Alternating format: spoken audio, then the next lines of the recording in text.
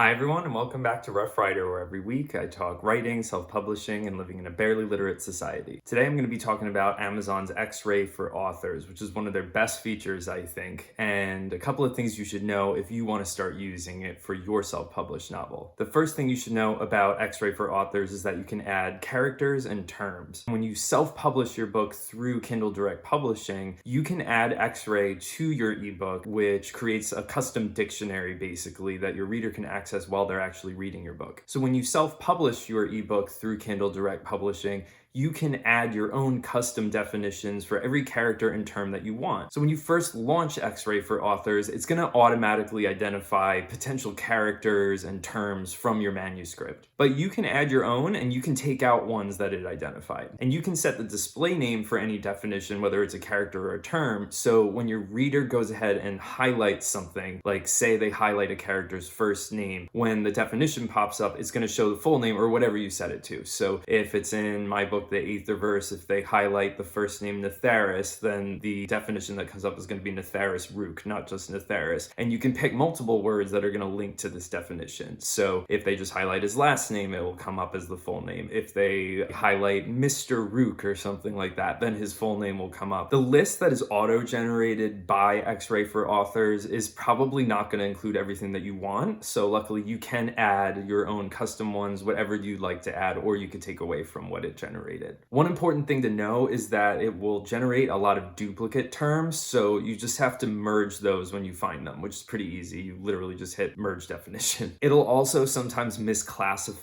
a definition as like a character when it's really a term, or a term when it's really a character. So just go through those and make sure that everything's classified correctly. Now, the next thing you should know about X-Ray for authors is that you can add your own custom definition or cite Wikipedia. You have two options for any character or term. You can add your own custom definition that you've written, or you can cite a specific article on Wikipedia. Depending on the genre you're writing, you might lean towards one over the other. Like if you're writing sci-fi or fantasy, I don't know how often you'd really be citing Wikipedia, because there's going to be a lot of things that are unique to your book, like fantastic things that don't really exist. So there might not really be an article about that. I did for some of my sci-fi stuff when it was taking place in our actual solar system. When I was using like the names of geographic features on Mars and stuff, I would link to the Wikipedia article for that. But if these are totally fictional planets, you're probably not going to have anything to cite. But regardless of the genre you're writing in, your characters are not going to have Wikipedia articles, so you're going to have to write a custom definition for those. I would say maybe do 2 to 4 sentences for a main character, and for a minor character, you can even just do like one sentence that just kind of sums everything up about them. Just make sure you don't add any spoilers, because your reader can pull up this definition from the very first time that your character actually appears in the book. So you don't want to give anything away. Now, if you've ever made a glossary for your sci-fi or fantasy novel, as I've mentioned in past videos, as something that you could do, now would be the time to reference that, because you can literally just copy and paste definitions out of your glossary into the X-Ray definition list. This is good because then it means that your reader can just reference the glossary just by highlighting the term. They don't have to go to the back of your book where you might have put the glossary as an appendix. Like, they won't have to go to the back of the book to find the definition. It just makes the whole user experience a lot easier while they're reading. Now, the next thing you should know about X-Ray for authors is that you can actually add author commentary. You don't just need to write a definition for any given term or character. You can also give your own commentary about it. You can add that definition and then supplement it with an author commentary. So if you're talking about a character of yours, you could talk about what inspired you to write this character, who it's based on in real life, if you know someone that you've drawn inspiration from. You could even say like, oh, if they made a movie out of this is the actor I pictured playing this part, or something like that. Just something that gives your reader like a little bit more intimate insight into you as the author and your relationship with your own work. I'll be honest and say I personally haven't done this for X-Ray for my books. I just really don't have a lot to say, but I think it's a cute idea. Now, another thing you should know about X-Ray for authors is that you should keep a file of all your definitions. The biggest thing I've learned since using X-Ray for authors is that you really should have a backup backup of all the definitions that you've added to your book. X-Ray will sometimes like unexpectedly unpublish your definitions, so you'll have to go back in and add them again. It might not just unpublish it, it might delete it entirely. So you don't want to have to rewrite the definitions every single time, because there might be a lot of them and you don't want to deal with that. If you have a Word file where you have a list of all your definitions, then you could just copy and paste out of that and it'll just make your life a lot easier. It'll save you a lot of time, and it's something I really recommend because it has driven me crazy in the past when I was too lazy to create a backup of everything, and then I had to rewrite it, and it was a lot more work for me. And that leads me to the next point about X-Ray for authors, is that file updates can affect your X-Ray. One of the reasons your definitions might get unpublished or deleted is because you made revisions to one or more of your ebook files. It can be pretty much any change. So if you upload a revised manuscript, if you upload a revised cover, if you change some of the like metadata about your book, a lot of these things can just kind of randomly change the X-Ray and unpublish definitions or delete them. So after you make any sort of changes like that, just check your X-Ray to make sure that it hasn't changed. You'll see on the top of the screen, it'll say like a percentage of terms that are published or defined. So if you see it less than 100, then you know that it took something out. So if you're a self-publishing author and you're not using X-Ray for authors through Kindle Direct Publishing, I really would recommend that you start today. It gives your reader a better understanding of your novel's characters, especially if you have a lot of them or you're writing in a genre that sometimes is hard for people to keep track of, like sci-fi or fantasy. If you have a lot of unique terms in your book that may be very specific to that genre that you don't see a lot outside of it, then X-Ray will really help your reader not get lost and really know what they're reading. I think it makes sci-fi and fantasy particularly a lot more accessible to people who might not really be like avid sci-fi or fantasy people. You can expand your audience without having to like worry that you're going to overwhelm them or they're not going to be able to keep track. So if you want to learn a little more about X-Ray for authors, you can check out my blog. There's a link in the description below. And if you found this helpful, please like and subscribe, follow me on social media wherever you are. And as always, thank you for watching. God bless.